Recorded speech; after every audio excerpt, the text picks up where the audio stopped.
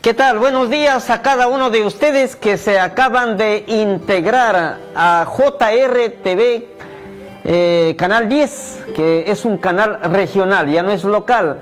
Y también a los que nos siguen a través del Facebook y de las otras redes sociales, pues bienvenidos a cada uno de ustedes. Madre, ¿qué tal? ¿Cómo está?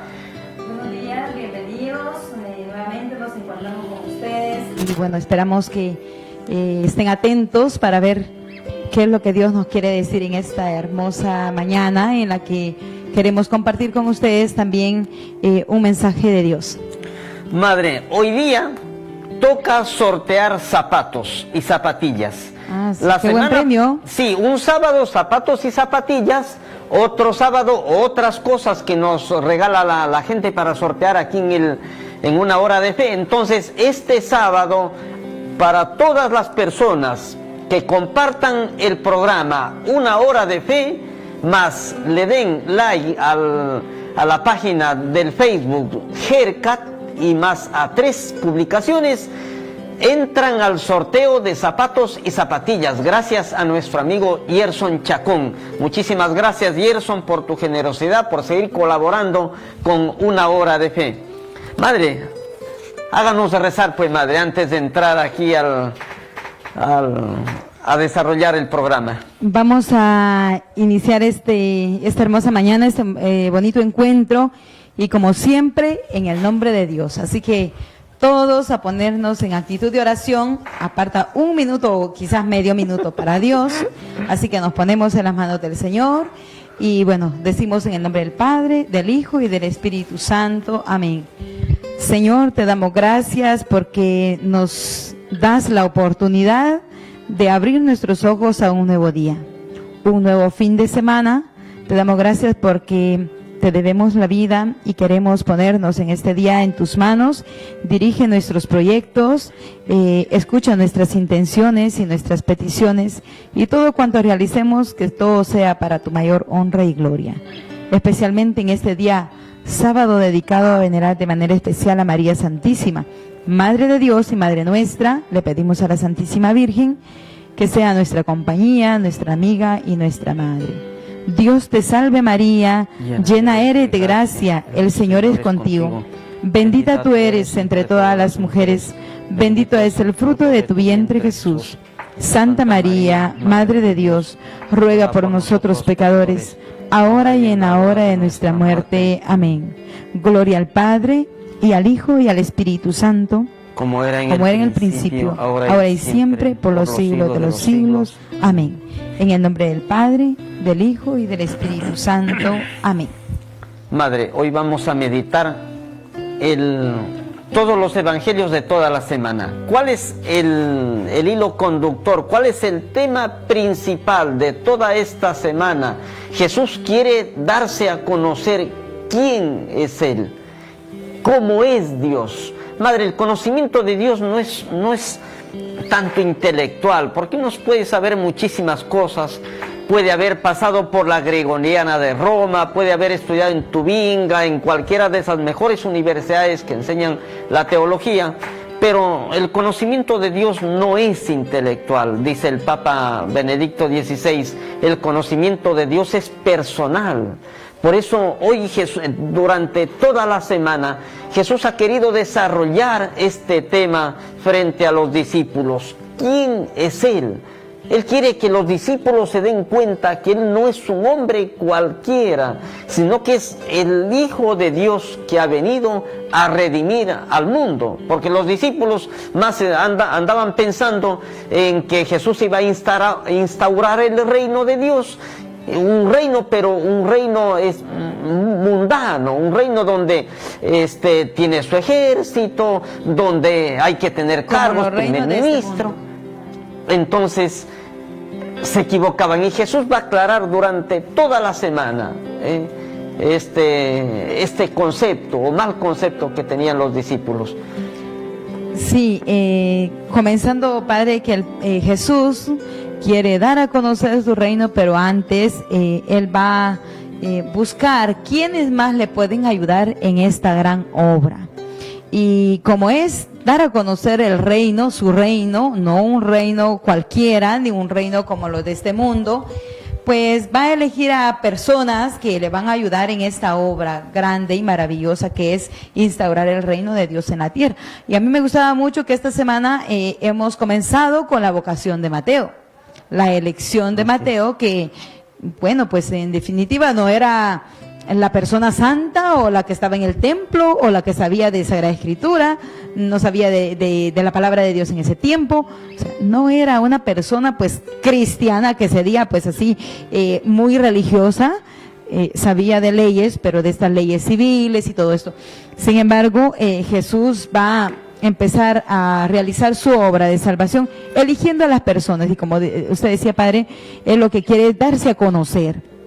Y para eso va a necesitar también personas que estén aprendiendo de él, para que cuando él ya dé la orden como de instaurar su reino en este mundo, otras personas vayan transmitiéndola. Y para eso va a elegir a los apóstoles. Y el día lunes pues será, me parece, el Evangelio de Mateo, la elección de San Mateo.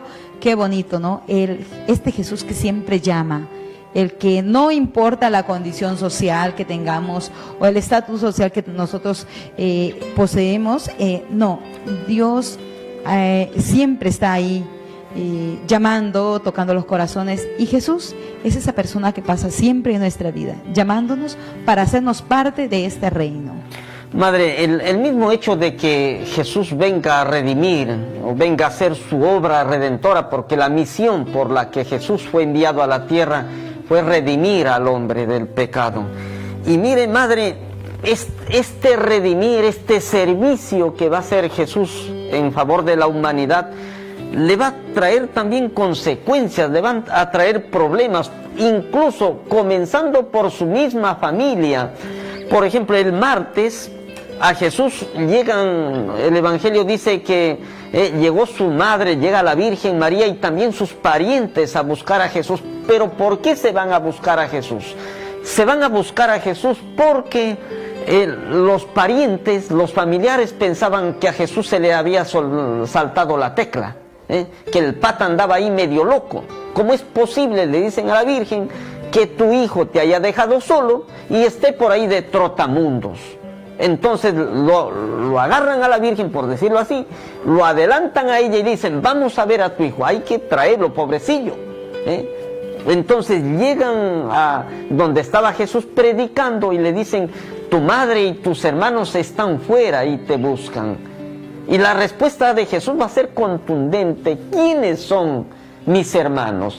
¿Quién es mi madre? ¿Quién es mi hermano y mi hermana? Dice. Y el Evangelio precioso lo dice, echando una mirada alrededor, dijo, estos son mi hermano, mi hermana y mi madre. ¿Quiénes?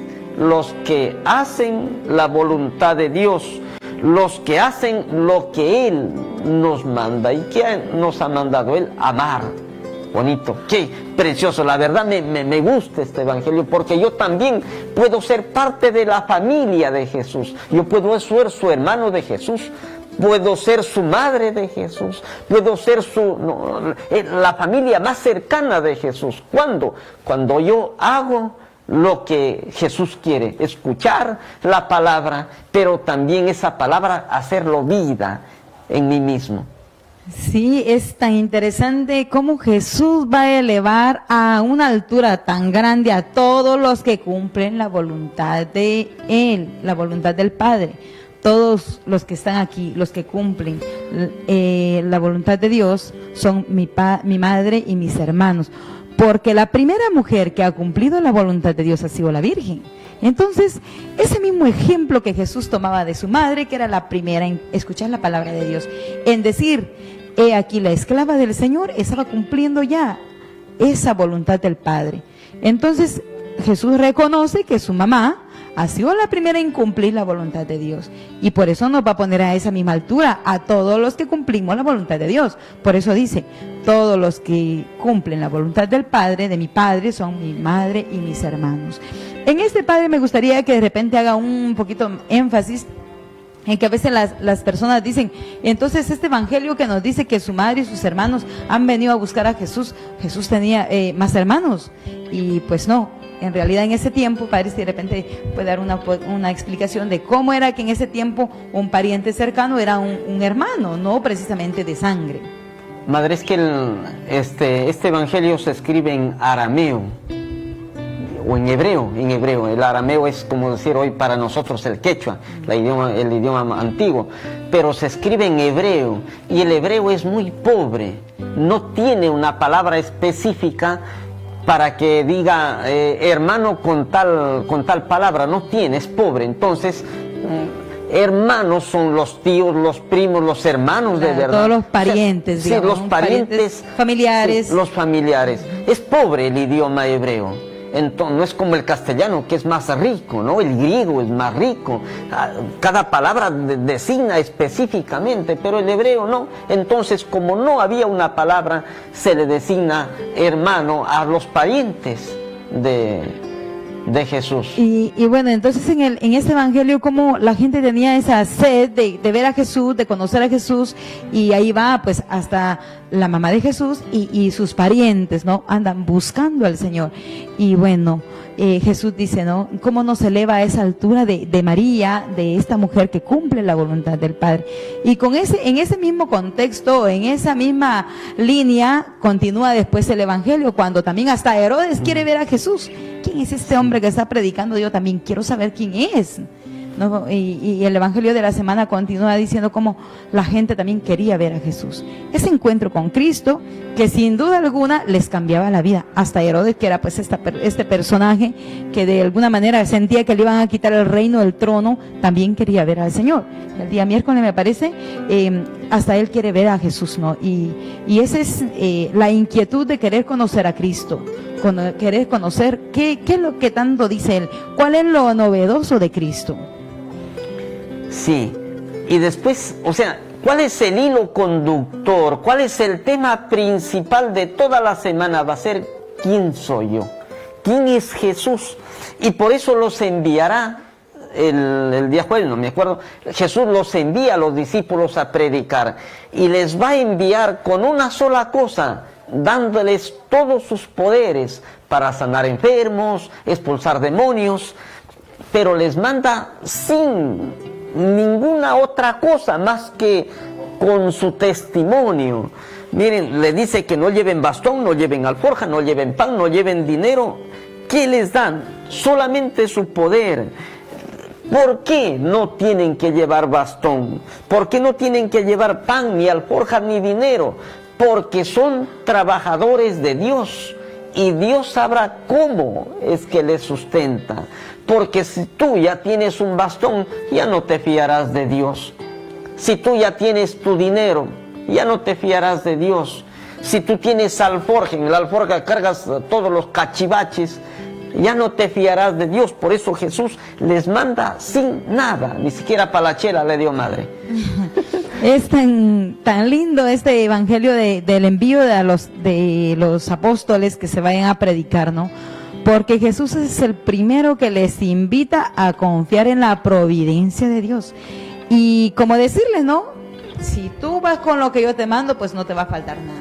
Sin duda alguna que siempre Jesús va a ser su socorro, su ayuda a través de las personas donde encuentre. Porque incluso quédense en la casa de una persona que les quiera alojar, coman lo que sea, no lleven esto, no lleven las recomendaciones de Cristo.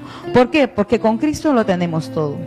Con Cristo lo tenemos todo, aún así a veces no tengamos nada. Y bueno, esto materialmente los apóstoles no podían llevar nada, pero era para que en el Espíritu ellos confiaran en esa providencia, en ese Jesús que siempre los acompañaba. Y por eso, para nosotros, ese envío es para todos. Y que donde Dios me ponga, o donde yo esté en este momento, de repente en el trabajo, en la oficina, donde sea, es porque Dios quiere que confíes en su providencia. Si no tienes nada, pero si tienes a Cristo, lo tienes todo. Y bueno, es tan bonito este evangelio que le da nada más y nada menos que el poder del mismo Cristo Por eso nosotros, en el nombre de Cristo, podemos hacer tantas cosas, milagros, como lo que ya nos decía el Evangelio de este día, ¿no?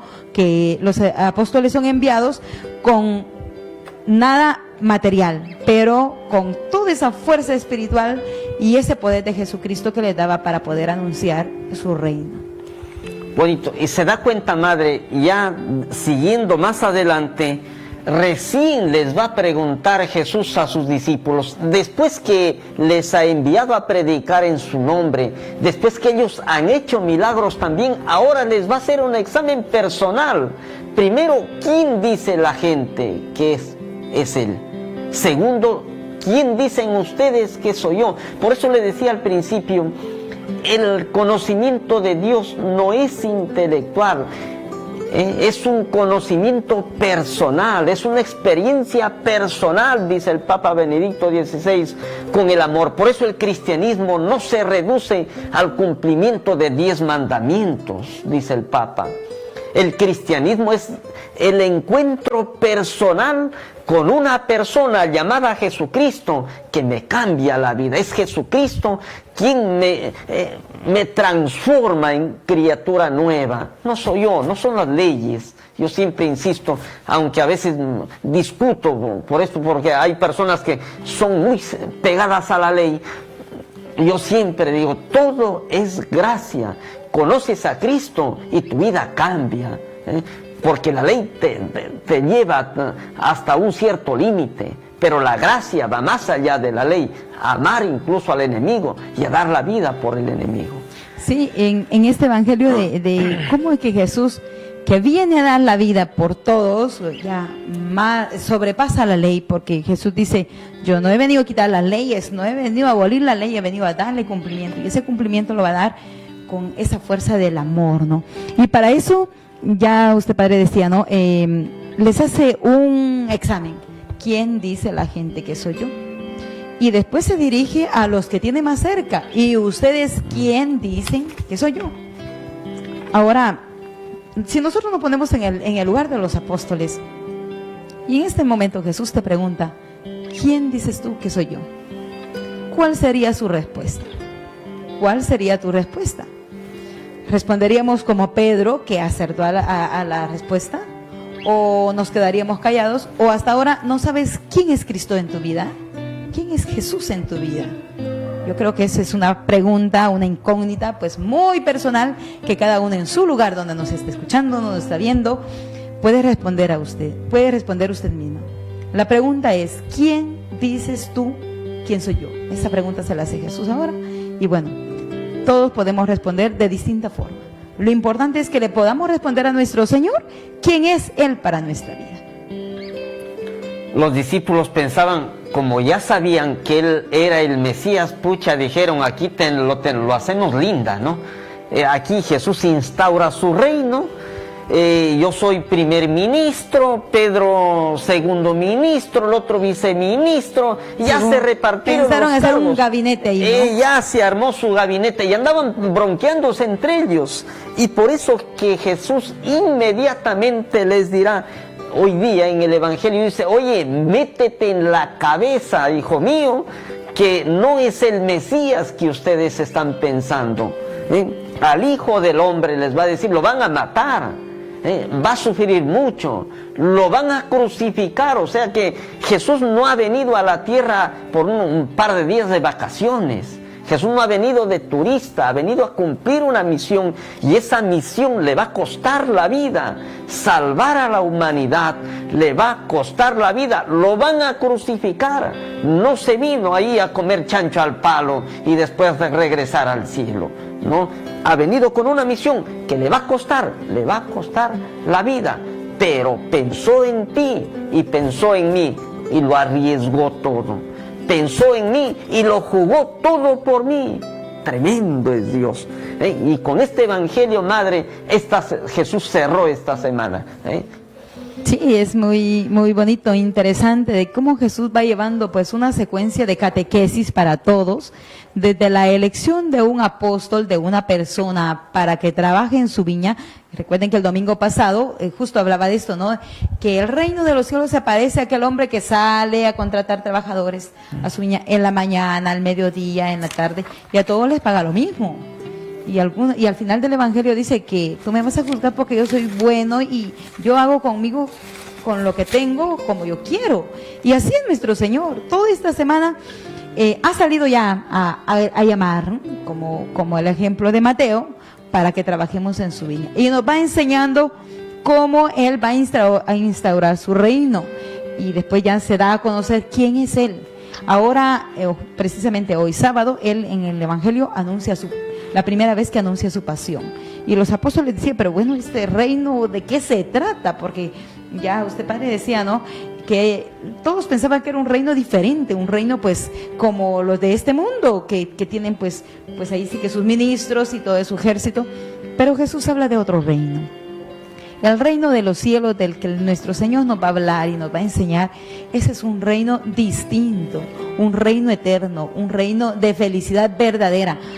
Y me gustaba mucho que durante esta semana hemos escuchado las lecturas del Eclesiastés o del Coelet, donde nos dice cómo las cosas de este mundo van pasando, cómo las cosas de este mundo se terminan.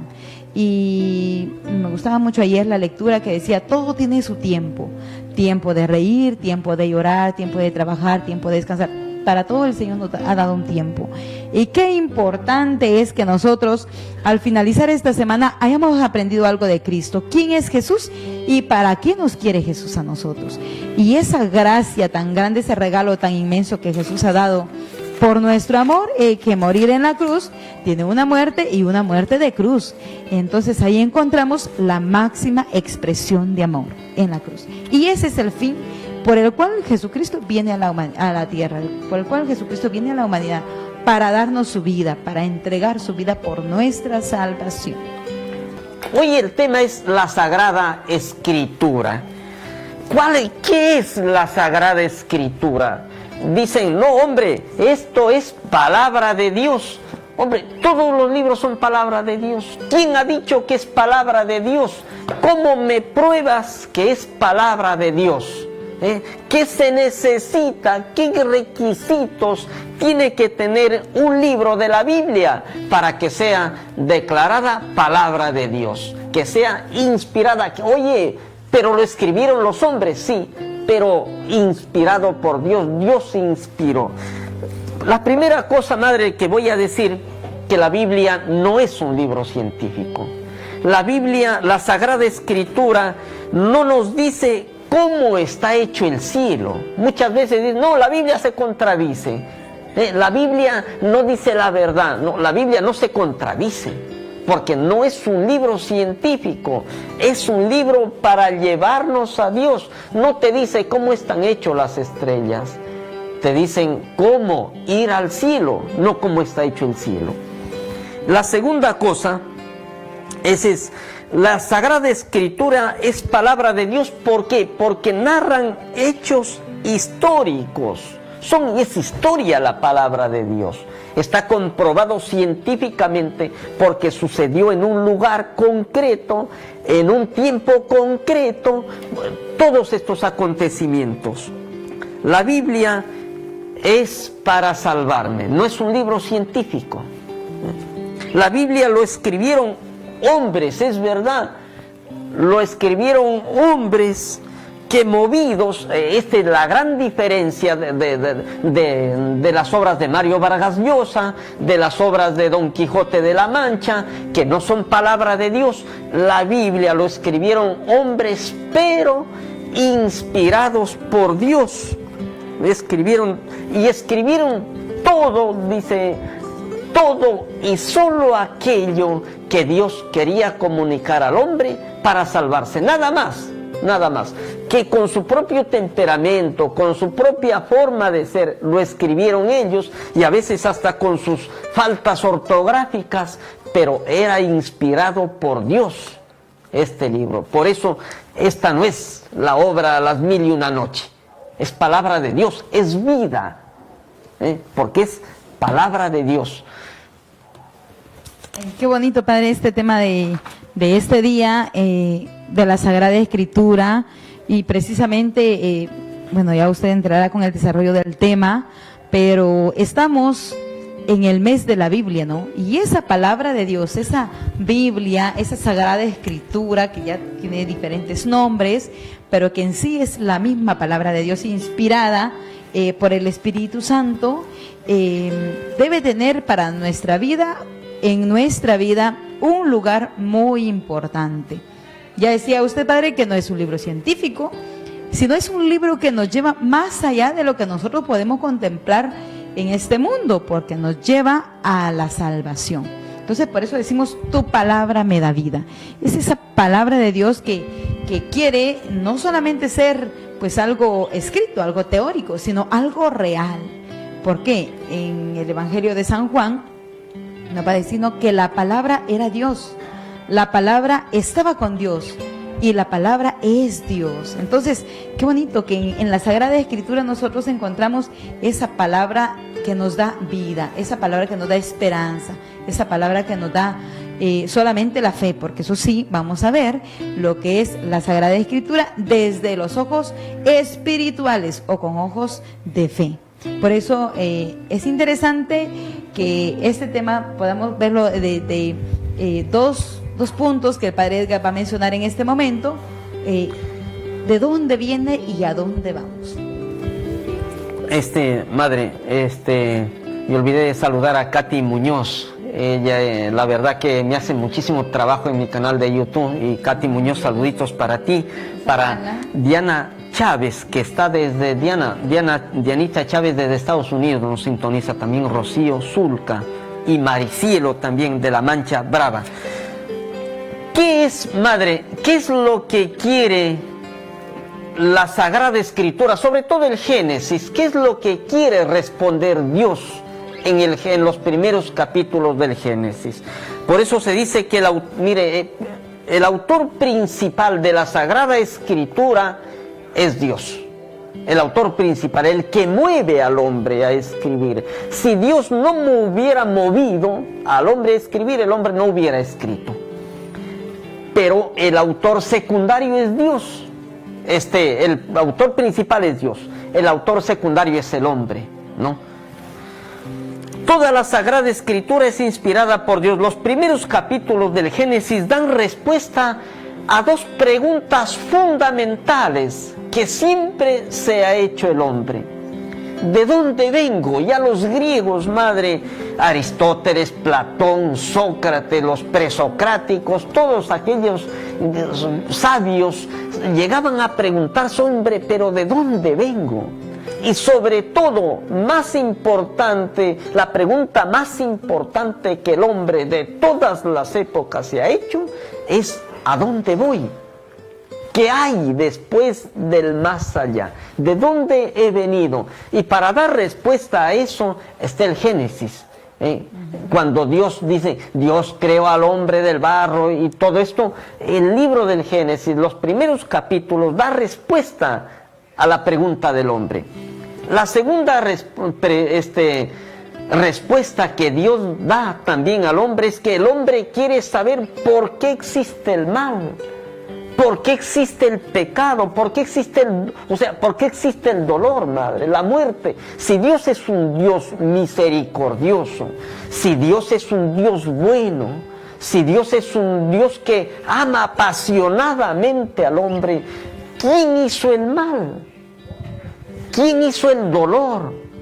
¿Quién hizo el sufrimiento? Entonces, para dar respuesta a esta pregunta también está el libro del Génesis, la caída del hombre en el paraíso.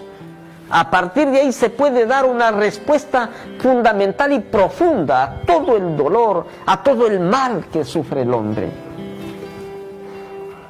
Después, siga, madre, ya le quité la palabra. No, Padre, sí, continúa para tener la secuencia del tema. Después aparecerá ya la historia ya en concreto, toda esa historia por la Sagrada Escritura, Madre, es toda una historia de amor de Dios con el hombre. Igual la historia de dos enamorados, del enamorado y la enamorada que es el hombre, esa enamorada infiel que siempre le saca la vuelta a Dios y que Dios siempre busca. Es tremendo, ese amor entre Dios y el hombre, Dios siempre haciendo alianzas, el hombre rompiendo la alianza y Dios volviendo a buscar al hombre. Esa es toda la historia, toda la Biblia es eso, una historia de amor de Dios y el hombre. En eso se resume toda la Sagrada Escritura, Madre. Sí, a los niños les decimos, la Biblia es esa carta de amor. Y justo lo que usted decía, es ese amor manifestado de Dios Padre hacia la criatura. Es como dos enamorados, como usted dice, ¿no? Como se va formando una historia, y a esto le vamos a llamar historia de la salvación. Por eso es interesante que cuando hablamos de Sagrada Escritura también hablamos de revelación. Cómo Dios se va revelando. ¿Qué es eso, no? Dios se manifiesta al hombre. ¿Quién es Él y qué es lo que quiere del hombre? De esa forma Dios se va a manifestar, ¿no? Y a mí me gustaba mucho, y anoche compartíamos con el grupo de Círculo Bíblico, cómo la revelación de Dios se da desde siempre, desde los inicios, lo encontramos en la Sagrada Escritura, cómo Dios se muestra desde el Génesis cuando va a buscar a Adán y le dice, Adán, ¿dónde estás? ¿No? Dios siempre va en busca del hombre. Dios siempre va a contemplar a su criatura, que hemos sido la obra más hermosa y maravillosa que Él ha creado, ¿no? Entonces, con esto nos damos cuenta que en la Sagrada Escritura siempre es Dios el de la iniciativa, siempre es Dios el que busca, siempre es Dios el que nos persigue, a pesar de que como seamos, Dios siempre va en nuestra búsqueda. Y para eso Dios se revela. Y uno de los libros donde Dios va a manifestarse, va a revelarse, va a ser en la Sagrada Escritura. Es verdad, Dios se muestra o se ha mostrado siempre desde que se elige un pueblo, al pueblo de Israel, que es el pueblo de su propiedad. Mire, Madre, la gran diferencia entre el Dios de los griegos, el Dios de los romanos y el Dios judío, hay una gran diferencia. ¿Cuál es la gran diferencia? Que los dioses griegos vivían en el Olimpo, vivían lejos, pero no se interesaban del sufrimiento humano, no se interesaban del hombre, les importaba un comino. El Dios de los griegos, de los romanos, de las otras culturas, incluso el Dios de los incas, el Dios de los incas era un Dios lejano, pero el Dios de los judíos es un Dios cercano, un Dios que camina codo a codo con el hombre. Por eso para Israel Dios no es una teoría como para los occidentales. Dios es una experiencia personal, porque Dios les ha sacado de la esclavitud de Egipto. Dios les ha hecho caminar durante 40 años por el desierto, y ha sido Él el que les ha alimentado, el que de noche caminaba como una luz y de día como una nube. Ese es el Dios, una experiencia personal que tienen los judíos de Dios. No es un conocimiento intelectual Dios. Dios no es pura inteligencia. Dios es una experiencia. Claro, un encuentro. Y para eso hay tantas cosas de hablar de la Sagrada Escritura, pero este fin principal, que es de encontrarse Dios y el hombre, siempre se ha manifestado en la Sagrada Escritura desde los inicios. Y ahora que usted hace un poquito de énfasis en el pueblo de Israel, cómo Dios se va mostrando a este pueblo, que hoy en día podemos ser nosotros ese pueblo que está en esclavitud. Y Dios no quiere que ellos sigan en la esclavitud. Para eso necesita pues una persona que de entre de ellos, que no va a ser una persona que caiga de otro planeta, para que los libere, para que sea el libertador del pueblo de Israel. No, lo elige de entre ellos, y para eso va a ser Moisés, ¿no? Esa persona elegida, ¿por qué? Porque Dios se compadece, es un Dios misericordioso que está buscando siempre llevar a ese pueblo a la tierra prometida, y para eso va a sacarlo de la esclavitud. El pueblo se va a alegrar en un primer momento, pero después ya en el desierto, 40 años que van ahí, van a haber tantas manifestaciones del amor de Dios, y sin embargo el pueblo falla. cae, es infiel, y Dios siempre está ahí, perseverando, amando, perdonando. Y esas son las manifestaciones de ese Dios misericordioso. El pueblo lo ve, lo palpa, lo siente, ese encuentro con su Dios, sin embargo vuelve otra vez a caer. Y muchas veces nos pasa eso a nosotros. Tú y yo, que conocemos un poco de Dios, podemos sacar en nuestra vida una lista. ¿Qué cosas de Dios te ha permitido en tu vida donde has sentido la manifestación de Dios? Cuando te ayuda en un problema, en una dificultad, en una enfermedad, en cualquier cosa. Y a la vuelta como que metemos la pata, como decimos, ¿no? Volvemos a caer otra vez, pero Dios siempre está ahí, como cercano a nosotros, como estaba cercano siempre al pueblo de Israel. Es decir, que Dios no es un Dios, como ya dice el Padre, ¿no? Un Dios que se va a ir conociendo por lo teórico, no, es un Dios que se siente. Desde el encuentro con el Señor, nosotros podemos experimentar ese fin por el cual Dios ha venido al mundo y se ha quedado plasmado en esta Sagrada Escritura, mostrándonos siempre su amor misericordioso, ese amor para el cual y por el cual hemos sido creados. Padre, ¿dónde el pueblo de Israel va conociendo a Dios? Mire, tremendo, no es en la prosperidad, no es donde se encuentran bien, donde ellos experimentan que Dios es un Dios providente. En el desierto, cuando caminan 40 años en el sufrimiento, van a conocer quién es Dios. Y por eso cuando usted decía hace un ratito, a Dios lo conocemos por la experiencia, y a Dios se le conoce en el sufrimiento, madre. Qué curioso, qué paradoja. No lo conoces cuando estás así tranquilo, cuando está la vida marcha bien.